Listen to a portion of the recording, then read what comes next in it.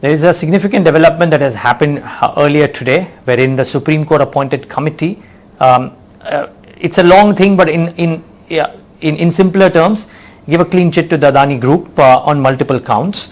It'll be interesting to get somebody who looks at corporate India, both on the legal side and from an equity side as well, for all these years, and has tremendous corporate experience. Mr. Mohandas Pai joining us right now with his thoughts on what this may mean for larger investor confidence and for the group as well. Mr. Pai, thank you so much for joining in. You would have had a chance now to go through most of the things, if not all, that the Supreme Court committee, Supreme Court appointed committee has mentioned. What did you make out of the same? Well, I think the facts have come out. That from the facts is very clear that a predatory short seller created a report full of innuendo, all disclosure which are in the public domain, made some charges without much evidence, and sold short before the report was released.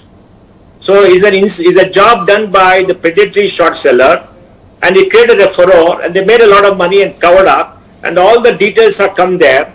And as far as compliance has come, I think the report makes it very clear that the ultimate beneficiary FI is not known, because that's the regulation today, and SEBI will have to investigate. They have not found any kind of other, let us say, non-compliance, and they still have to find out who is the one who are short sellers, who are the ones who made money. I'm sure they'll try to find out to the best of their ability, because there will be some trace, and they will investigate and find out who are the ultimate beneficiaries. I think under current regulations is not necessary to give. That's been the regulation for the last many years. And also you can see very clearly that SEBI has tightened the rule now and said the given time till September that the ultimate beneficiary has to be given. So I think it's good news. And sadly, the political furor that was created, all kind of people making all kind of comments, shows a mindset which is anti-business and anti-growth in this country. You should send a message to all political people: start bashing up business, start abusing businessmen. If you have any information about them, give it to the regulators, go to court and challenge them, but start abusing and creating bad will against them day in and day out, because these are the people who create jobs, these are the people who invest, and if you don't like them, it's fine, but don't abuse them and don't talk lies. I would also like SEBI and the court to investigate whether there is any short selling in India, whether anybody was involved in short selling on the Indian side, and whether there's any political connection. It will be interesting to know that too. Wow. Okay. Well, I'm sure SEBI is listening into this at some point of time, whenever they do. The one thing that came out, Mr. Pai, from my conversations with some of the market experts, was that the market would get jittery in the event, not just for this one, but any event, if there is some mention of price manipulation. The fact that there is no evidence of that, is that the biggest relief? Yes, there is no regulatory mismanagement, all of that is fine, but no evidence of price manipulation. Is that a big thing, or the biggest thing per se? Look, SEBI has got an excellent surveillance system to pick out price manipulation. Right. The software is very good, very world class. They've been doing it for many years. If there's price manipulation, they would have picked it up themselves. The fact that SEBI has not picked up anything shows that there is very, very less likelihood of any price manipulation.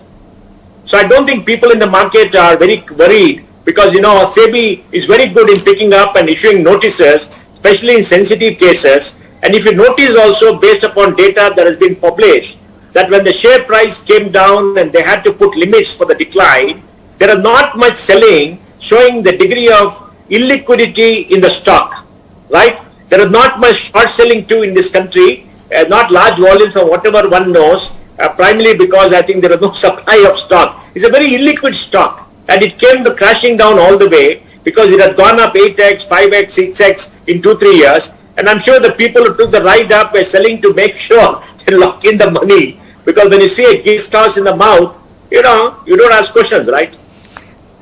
Yeah, well, let me try and talk about two aspects then. One is with regards to the markets at large, and one is with regards to this group. Now, for the markets at large, granted that not just this group, but no one group's issues can really take down a market of this size that we have and the depth that we have. But there's some volatility because of the index impact that had happened when the Hindenburg report had come to the fore. In some sense, does this kind of negate, of course it negates the the narrative around it. But does this now negate any kind of future issues that might come up with regards to Adani Hindenburg specifically, Mr. Pai?